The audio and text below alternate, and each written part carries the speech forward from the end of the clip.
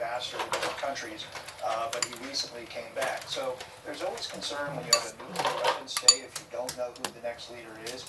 It could be a smooth transition, or it could be a power struggle where everyone's trying to grab the ring of power, and then who has control of the nuclear weapons and military. So there will be a great concern if Kim dies without some formal succession plan. Are you worried about state collapse?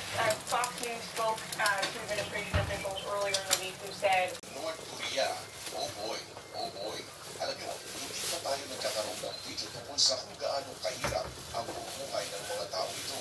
Walang international news, walang internet. For the taste test,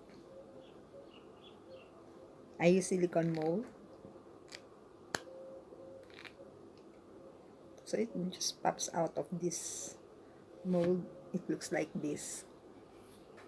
Looks like Oreo.